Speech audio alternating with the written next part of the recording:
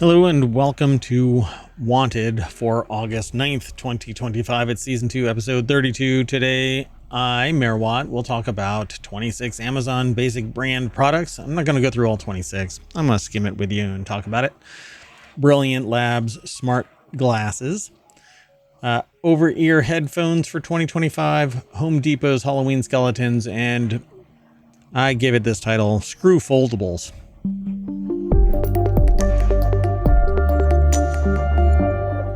All right, let's get into it. There's the screen for Wanted, and our first article is over in the WarCrafters channel. It's time to get over the brand snobbery because this $26 Amazon Basics model is the best budget microphone that you can buy today. One of the joys of writing their budget or bust feature is the possibility of stumbling across a diamond in the rough, and that's exactly what happened to this author, not me, where this is aggregated over at PC Gamer.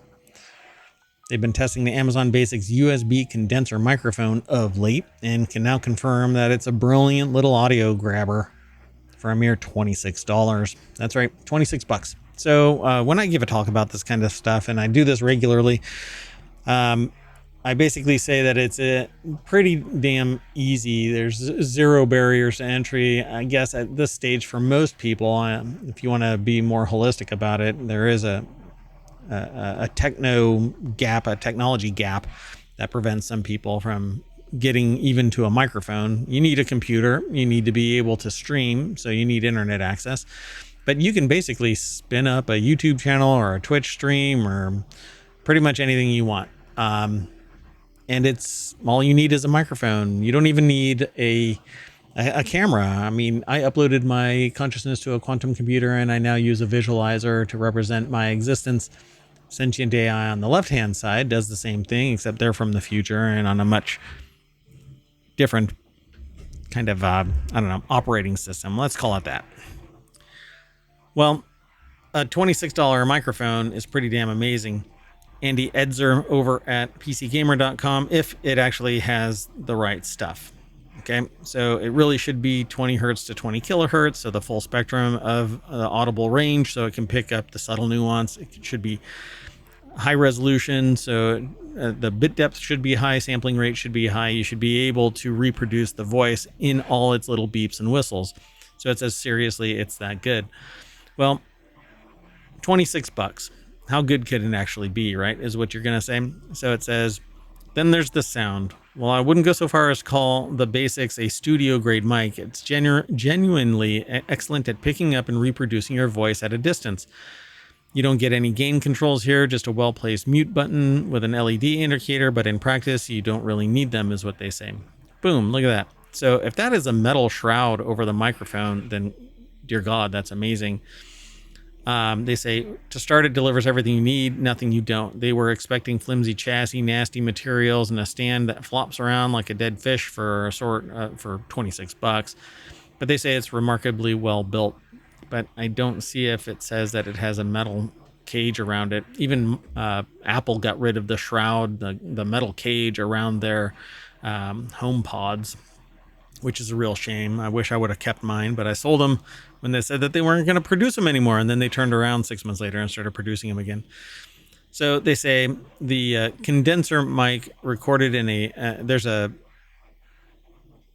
audio sample here where they say, again, it's not the best thing that they've ever heard, but for 26 bucks, the sound quality is remarkable. And what I say to people is, what people are paying for, really, what people are interested in is your personality. And if you can riff off of the low resolution without kind of making it cringy, then lean into it and just say, build a world around this idea that your mic isn't the best because you're whatever, you're streaming from Battlefield 6 and the 350,000 people that are watching it on Twitch.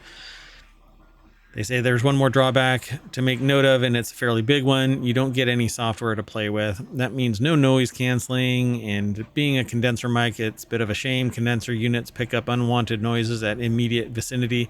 Though it must be said that the Basics cardioid pattern, so it's fairly narrow, seem to have well-judged limits, so it's not particularly nose-prone overall. But anything that bounces off of a wall behind you is going to get picked up.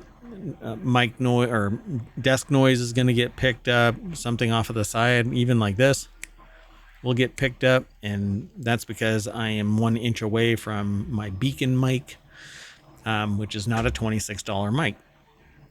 So even some of the best mics will pick up stuff. And I'd rather be further away than I am, but then audio quality is impacted. So for a $26 mic, you're going to have to sit on top of it probably. Anyway, seems like a good deal. If you want to stay within $100, you can get a microphone and a camera at a basic level, streaming 1080p, and OBS is free. You could stream from anywhere that you have an internet connection, and somewhat, 1 megabit you could probably do. All right. Well, anyway, let's keep going on to the next article. It's over at Technology Today, which is a show that's on tomorrow, Sunday. Brilliant Labs launches its 2nd generation smart glasses. The startup behind Frame, the open source smart glasses designed for hackers and other creative types. Today, the company is launching Halo, a new pair of glasses that, predictably, for the age we live in, are being sold on the back of AI features. Halo is a Wayfarer style. It's basically like Ray-Ban style. Right? Did I get that wrong? Hold on. Let me make sure. Yeah. Okay. God. For some reason I was like, wait. Yeah, they are Wayfarer. Anyway, being sold it says compared to the Panto styled frame. And if you're spectacles wearer, you'll be able to get prescription lenses in more than 100 countries thanks to a partnership with Smart Buy Glasses. So I'm really interested in these. I was about to buy another pair of smart glasses. I don't know if I'm going to get these. I'll have to look at these again. So I'm only interested really in OpenAI ChatGPT style glasses. I don't want Meta. I'm not interested in Meta. I know that Apple has Copilot, which is basically OpenAI, but I don't even want OpenAI. I don't know. I'm starting to feel a little dystopian in this whole world, but Daniel Cooper over at Gadget.com is talking about these AI glasses from Brilliant Labs, brilliant.xyz/products/Halo. It says it's the vehicle for an AI assistant that talks like a real person. Now, I'm not sure what the lag is and what it has to connect to just yet, but they're $300, and then you have to pay for the prescription, of course. But I find that approachable, and it looks like $30 or so, starting at $30. I think it's all going to be FSA, HSA, and vision insurance covered as well if you've got it. Yeah, I think that this might actually work, but I haven't seen what it does. If it doesn't project information into my field of view, I'm not interested. Another pair of glasses that I have my eyes on, so to speak, does exactly that. It throws a projected image onto my glasses. So Brilliant is happy to brag about the Halo. Includes a camera, microphone, bone conduction speakers in its slender chassis. A natural pitfall of many smart glasses has been the compromises necessary to keep weight down while still offering full functionality. It says it has given the glasses a color OLED display and a battery that promises to run for 14 hours on a single charge. It says, unfortunately, instead of a display that overlays onto the lens, Halo works by projecting into your peripheral vision. And they say, I'll be honest, these displays are becoming more of an irritation. And the more that I use them, especially compared to models that have prisms inside the lenses. But I'm not sure where it's actually throwing that image. Again, I'll have to go on. The marketing on the website doesn't actually help me out in any way. It's kind of weird that they don't actually show it, like the graphics. Where is the graphic overlay in the field of view? So I don't know. I'll have to take a look at it. I know that there's a little emitter on the top of the frame. It's right there. So I'll have to take a look at this a little deeper. But for $300, if this does what you think it needs to do, I think it's brilliant.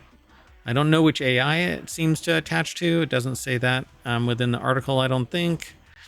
Naturally, a pair of AI-enabled smart glasses will raise privacy hackles, and Brilliant says NOAA will act as a VPN between you and the AI model behind it, which doesn't mean shit to me. I don't want anybody to know, so why shouldn't I be able to just slap my own VPN on it and talk with the AI and have anonymous access to it? Your interactions will be private by default, which is garbage. There's no way that they can sit there and distance themselves from that.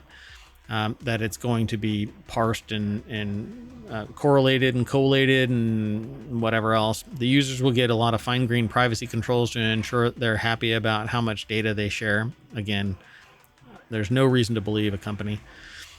Plus, you'll have voice commands to turn off the microphone, camera, and glasses themselves. You might as well buy a Faraday bag and stick it in that when you're not using them actively. That way you know for a fact that they are not being utilized in any nefarious way. Although, if you're doing something you'd rather not be recorded, the smartest advice is not to wear a pair of AI glasses in the first place. Indeed. This article, again, is by Daniel Cooper over at Gadget.com. The next article is over in the Wanted channel, which is this show. Best over-ear headphones that we've tested. I'm going to jump straight on over to the source. This is over at CNET. David Carnoy put the article together. And they say the best noise-canceling headphones overall are the WH-1000XM6 from Sony. Sony always has this really horrible naming convention. And I've heard this too, that they're great for noise cancellation. The best designed new noise canceling headphones, the best designed, is Bowers and Wilkins. But my only hiccup with any headphones is the hinge, and that always drives me nuts. They've got various categories here that are kind of like the Guinness Book of World Records, where on Tuesday, these are the best headphones. But at 6 p.m., these are the best headphones. Anyway, best over-ear headphones are the Bose Quiet Comfort. I've heard that too. Sony's previous generation flagship, it says.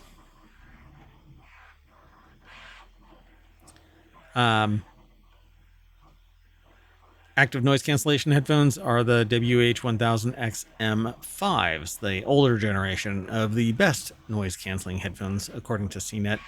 And it goes down and down and down. So the best the best budget noise canceling headphones they have here is a QCY H3 Pro. And I'm always looking for wireless headphones that can also be wired. So they say top wired studio over-ear headphones is the Beyerdynamic DT700 Pro X. Again, wonderful name that you can really grab onto. And then great sounding wireless over-ear headphones, Focal Bathys. They're at $600 though. So if you're going to get something that is across the board approachable, I don't know.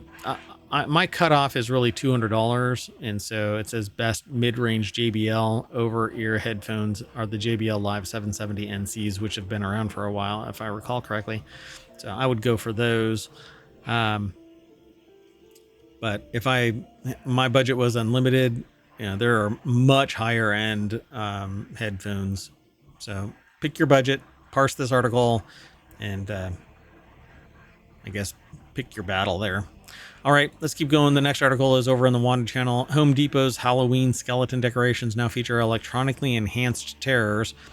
Gremlins animatronics join in the mayhem for Spooky to Merry Fun 2. The article is over at Gizmodo.com, and Sabina Graves put the article together. Gremlins animatronics join in the mayhem for Spooky to Merry Fun 2. Spooky to Merry Fun. I don't know what that means. I mean, I know what they mean individually, but why is that a phrase? So this new year, a 6.5 foot graven bones animated ultra skelly with life eyes, which can blink, move, and be changed to fit various expressions and holiday themes, such as heart eyes for Valentine's Day. With an LED app, you can control not just the eyes and lights on Shelly, but also switch up the spooky phrases it says, but with presets. You can see it in action from a reel from Home Depot, and it's over on Instagram, but you can go follow the link through ohmTown over to gizmodo.com and you'll be able to see it. It looks like you can get Gremlins icon Stripe as well. There's even a new cinematic Halloween to Christmas animatronic that may all be familiar with, and that's, Gremlins.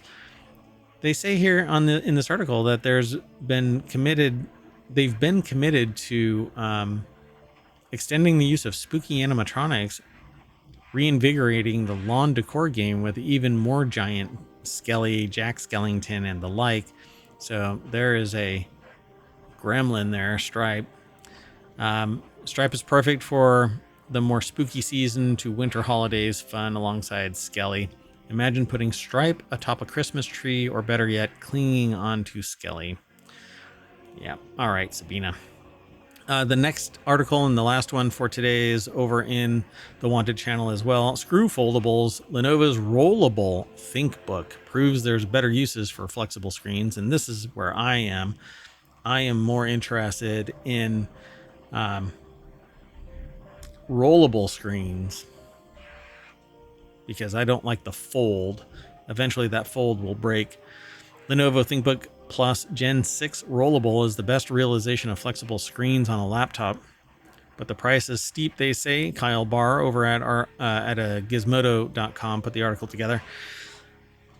Yeah, so this is a scrollable screen, although I think it's just a fixed screen for one part of it, and then a little bit of it scrolls down into a receptacle or under the keyboard or something, but yeah, it just kind of stands up and becomes a portrait mode. We've talked about this before. I didn't realize it was going to be the same exact thing, but they say there is literally nothing like Lenovo's ThinkBook Plus Gen 6 Rollable, and that's partially why it costs a whopping $3,300. It basically goes from a 14-inch, I think it is, to a 16.7-inch display, just by extending up a little bit. So yeah, it has a little roller down here. It looks like a treadmill kind of a thing. It's kind of interesting. Despite its unique mechanism, the ThinkBook Plus Gen 6 Rollable houses a similar kind of screen that you'd find on many foldable phones. These flexible displays are way thinner than the ones on other laptops, which means that they can twist, bend, or in this case, spool out several inches from the laptop's main body. There have been multiple attempts at folding laptops, including Lenovo-made devices like the ThinkPad X1 Fold 16. Yeah, I don't know. I dig it. And you can actually see the video of it extending a couple of inches up. Actually, it looks like it extends quite a bit. How many inches does that actually go? 3 inches at least? Anyway, it's pretty cool. And it turns off the area of the screen that's no longer active, so you don't have something hidden below the frame. Pretty cool. Yeah, I like it. It says, for some reason, Lenovo provides yet another tiling app through the device-specific software called ThinkBook Workspace. The app opens automatically when you unfurl the screen. If you use that app's specific tiling feature, it places a black bar between each app. And if you want that real estate back, you have to close the app. So that's fine. If it was touchscreen, that would be great too. I don't think it's touchscreen. Anyway, $3,300 for the ability to roll out a screen a little bit. Lenovo, send it to me. I like it. Well, speaking of rolling out, we're going to roll out and go back to the front page of Wanted over at ohmTown.com. And that's the end of the show. So we'll see you later. In fact, go over to the Continuity Report. It's the podcast. It's a YouTube segment here in ohmTown. There's a channel on Discord. The Patreon is all under the umbrella of ohmTown. I don't know. Come and hang out. And Monday through Friday, we do Non Sequitur news. My mayoral duties have kept me pretty busy, so I haven't been able to do it reliably live, but I have been posting them to the podcast and to YouTube as soon as I possibly can. So thanks, everybody, and I hope you enjoy the shows. Bye-bye. Oh, and be sure to check out the show notes because that's where all the links are. Bye-bye.